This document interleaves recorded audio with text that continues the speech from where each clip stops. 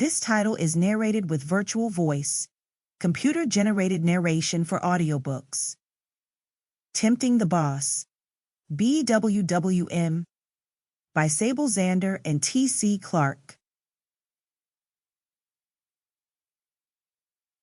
Chapter 1.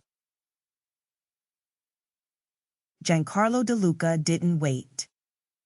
Not in business, not in war, and never, ever for a woman. So when his custom Maserati idled at the curb outside Velvet Theory, Manhattan's most exclusive underground gallery, and his head of security muttered, "They said we'll have to wait, private appointment," Giancarlo very nearly told him to call the broker and buy the building. Instead, he stepped out. His polished Oxfords hit the concrete like a warning shot. The sidewalk cleared on instinct alone. He adjusted his cufflink, tugged his suit jacket, and strode into the gallery like the air owed him space. Inside, everything whispered money. Obsidian glass, soft spotlights, modern brutality dressed up as elegance. He didn't care about the architecture, because she was standing at the center. Barefoot, black silk robe cinched at the waist, clinging to her hips like it had sworn loyalty. Brown skin glowing under the golden track lighting. A cascade of long, tight braids spilled down her back. She held a paintbrush in one hand like a conductor mid-performance. She didn't look up, didn't notice him, didn't need to. And he felt it instantly, that crack of lightning in his ribs. Mine. She leaned in toward the canvas, brush sweeping in a slow, deliberate arc. Her robe slid slightly, revealing one shoulder, elegant and unbothered, marked with a tattoo in looping script. Italian, feminine, fierce. She had the kind of presence that made men go crazy. And yet, she hadn't spared him a glance. He didn't know whether to be pissed or impressed. One of her assistants moved to intercept him, clipboard in hand, wearing that soft kind of panic people reserved for men like him. "I'm sorry, sir, this area's reserved for—" "Let him through."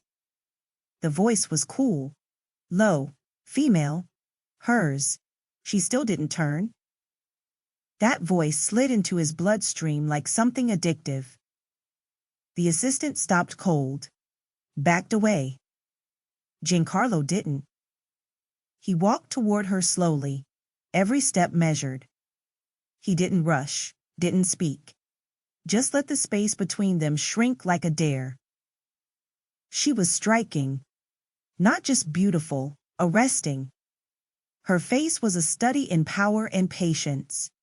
Full lips, sharp eyes, skin so rich it made the room look washed out. The kind of face carved into monuments. The kind of presence that made you want to worship or run. Monet didn't turn when he entered. Didn't have to. "You're here for Roxy's painting," she said, voice even. Giancarlo's steps slowed as he approached. "I am." "She said you might come yourself," she added, finally setting down her brush. Though she made it sound more like a threat than a promise. He smiled slightly. "Depends who's on the receiving end."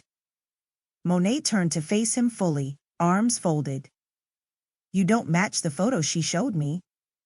He lifted a brow. "Disappointed?" "Not yet." They stared at each other for a beat too long. "She's a good friend," Monet said, tone cooler now. "One of the real ones. Don't ruin that by being whatever this is." Giancarlo took another step in, closing the space between them. "Whatever this is? This energy? That look?" She nodded toward him. "I haven't made a move. Yet." That single word hung between them, charged. He looked her over slowly, not bothering to hide it. "I thought artists were more free-spirited.